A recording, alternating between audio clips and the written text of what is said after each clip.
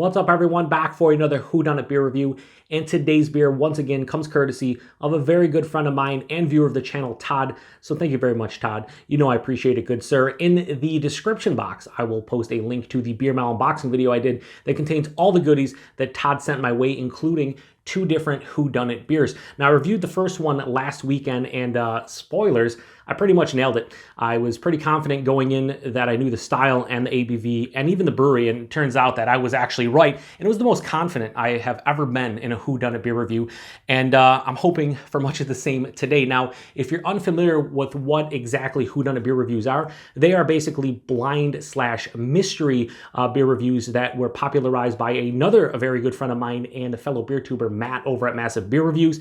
And more or less, somebody will wrap up and conceal a beer, kind of like Todd did with this one, and then they will either send or give me said beer, and I will review it like I do any other beer on my channel, with the lone exception being I have no idea what the beer is. So at the end of the review, try to guess the style, the ABV, and if I'm feeling confident enough, I'll actually try to guess either the brewery or the beer itself. It's rare, it happens.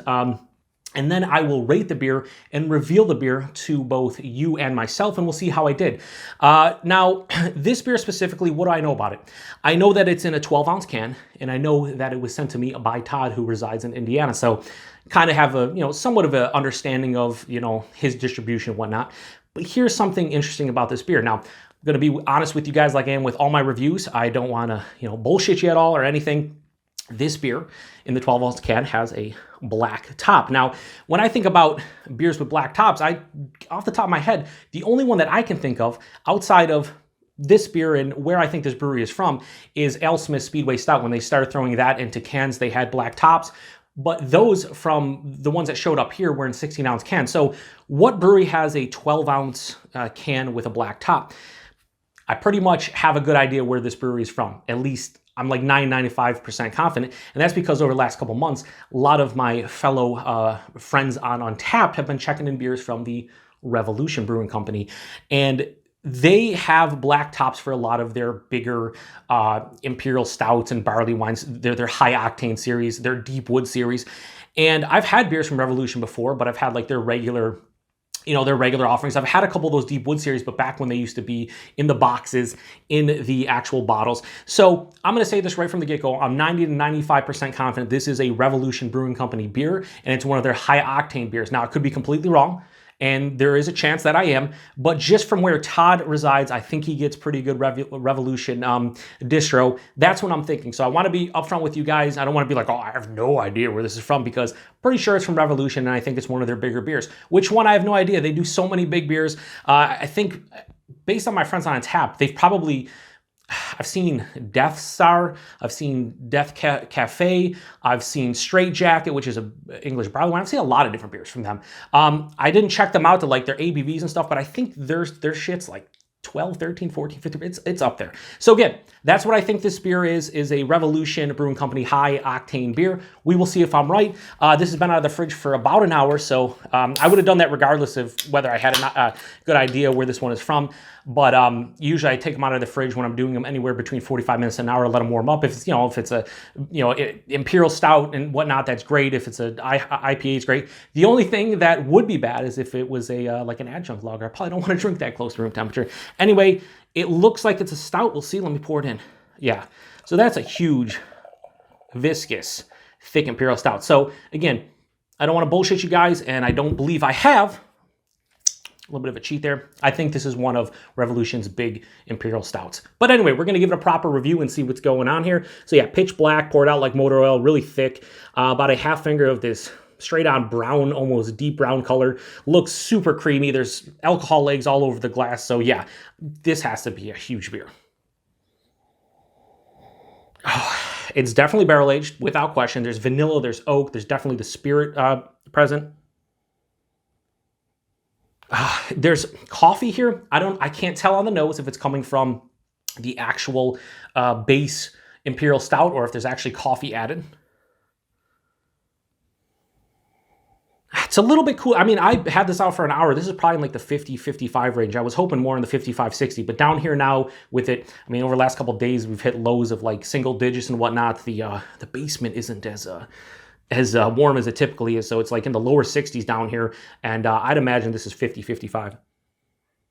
Yeah, there's caramel, there's toffee, there's dark fruits.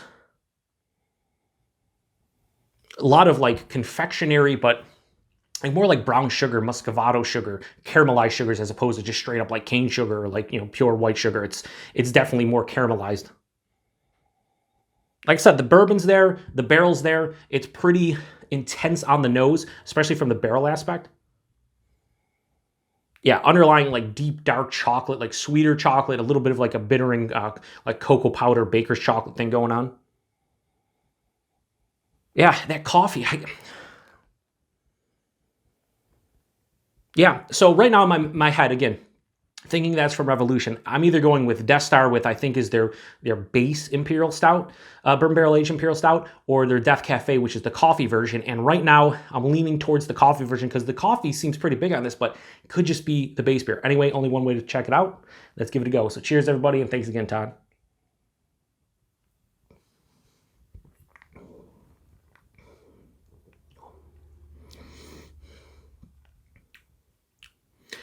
I think this is the base. I'm not getting as much coffee as I was on the nose. It's boozy, but not... Now, it's definitely boozy, but this drink's probably...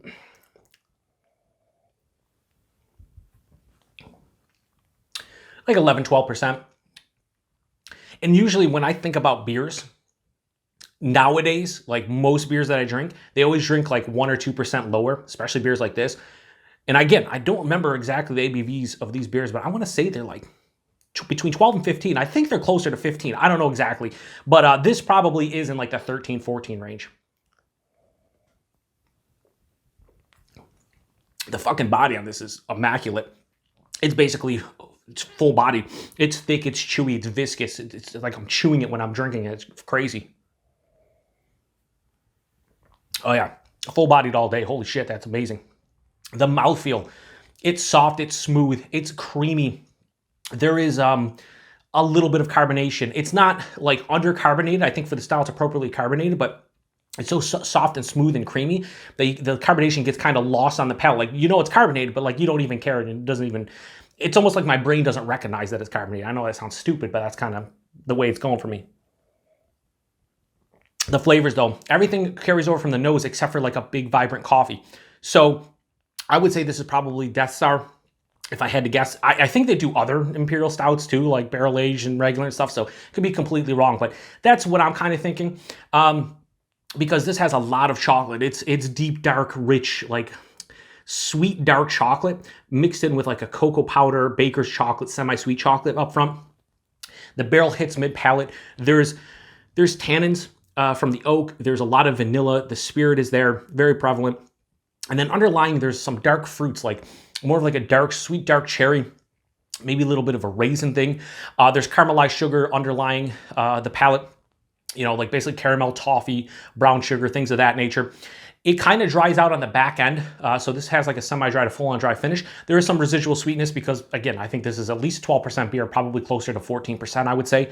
And it doesn't have, like, a lot of times with the oak tannin, it's too dry for me. I think the dryness is coming from the oak tannins for me and then just like the bitterness of the beer and whatnot, but it's not super dry. It has a decent balance. I'd say this is more semi-dry. I said semi to full. I'd say semi-dry with some residual sweetness on the back end.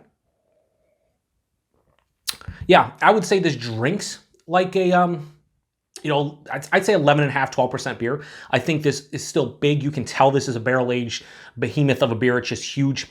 It's very vibrant, pops on the palate. Yeah, it's very delicious. This is an absolutely delicious beer. Yeah, fucking quality. The rate at which I'm drinking this, which is crazy because I think it's a big fucking crazy ABV beer. The rate at which I'm drinking this is scary because this makes it infinitely more drinkable despite it's still drinking like 11.5, 12%. The flavors are so tasty and that astringency on the palate from the alcohol is not really, there's not too much, a big warming in the chest, but I don't know. I think this is so we'll just go. What do I think this is? I think this is Death Star from Revolution Brewing Company.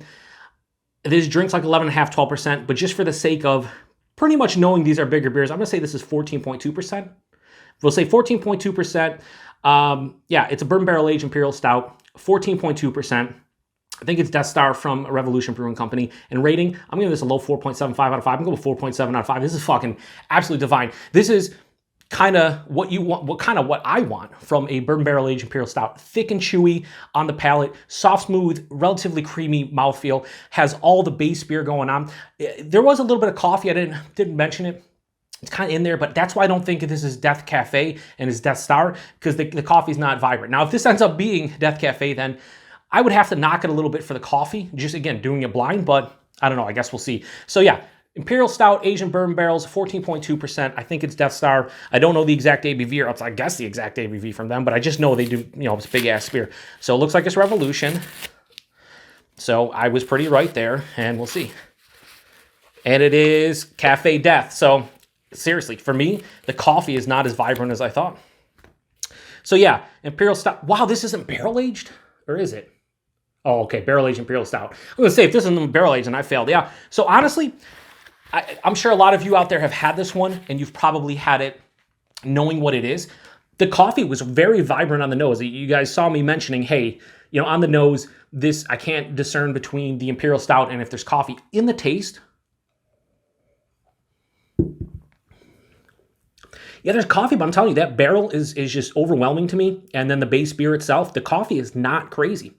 So, like I said, I'm going to have to stick true to my word. I'm going to knock this a little bit. Still keep it at a 4.7 out of 5, but I will say I don't get much coffee in the taste. The aroma was definitely there, so I'm going to knock it a little bit for that, but regardless, who the fuck cares? This is fucking awesome beer. 14.8%. Imperial Stout aged in bourbon barrels steeped with coffee. So, yeah, I mean, again, I'm not going to sit here and say I cheated, because I didn't. I just saw the black top. I figured it was a Revolution beer. So, yeah, I didn't get a ton of coffee in the taste. Definitely popped in the aroma, but regardless, this is a fucking amazing beer. Does it have a bottle? Okay, let's see. Filled 10/11/2019. So by the time I'm drinking this, about 2.5 months old. Yeah, maybe the coffee faded a little bit, but I think at 2.5 months, it still should be pretty big on the palate. On the back here, it says, a weaponized quality of fresh roasted whole coffee bean from independent Chicago roasters. This is their Death Star barrel-aged Imperial Stout with assertive coffee aromatics without overshadowing the base beer on the palate. Oh, shit, I should have read this. Yeah, so so with assertive coffee aromatics without overshadowing the base beer on the palate. Pair with rich fruit or enjoy on its own. Keep cold. Enjoy now. We mean it. Okay, so what they basically said on the fucking can is what I got on the palate. Big coffee aromatics. Like I said, I couldn't tell if it was coming from the Imperial Stout or the actual, if there was actual coffee in here. Then on the palate, the coffee was like the 5th or 6th or 7th character. The barrel-aged beer itself came to the forefront. Wow, I feel much better after reading that. And that's why I should probably read a little story time on the back. So yeah, this was Cafe Death, Imperial Stout with coffee from Revolution Brewing Company. 14.8% Imperial Stout with coffee, barrel-aged Imperial Stout with coffee. I don't know why it just says Imperial Stout. It's barrel-aged Imperial Stout. I said Imperial Stout at 14.2%. And after reading that back, I feel fucking fantastic. So I think I did a pretty good job. Yeah, I'm happy again with this. Now again, kind of had an idea was coming from Revolution, so kind of had an idea. But at the end of the day, yeah, I think I did a pretty good job. So once again, thank you very much, Todd, for sending this one my way. I'm gonna pour the rest in here right now because I'm gonna enjoy the rest of this. You know, it's 14.8%, so I'm gonna take my time with the 7, 8 ounces I have left of it. But if you've had this one before, let me know what you think about it. And I want to hear if you have had this one. How was the coffee for you? Was it real big in the nose and you didn't get on the palate, or did you get a lot in the palate? Because again, it was definitely big in on the aromatic part, but on the palate it kind of fell short. But at the end of the day, I can't say this is a bad beer because I gave it a 4.7 out of 5 doing it blind. So appreciate everybody stopping by for another Whodunit beer review, and appreciate Todd sending this one my way. If anybody out there wants to throw some more Whodunit beers my way, feel free to contact me. I love doing these, but I can't do them by myself. I need people to send them, beer mail trades and whatnot. I believe a good friend of mine and a viewer of the channel, Jeff, aka No Jinx, his next beer mail, he's going to send me a couple, so I'm really looking forward to that. And I guess keep on the lookout for more Whodunits in the future. And until then, cheers.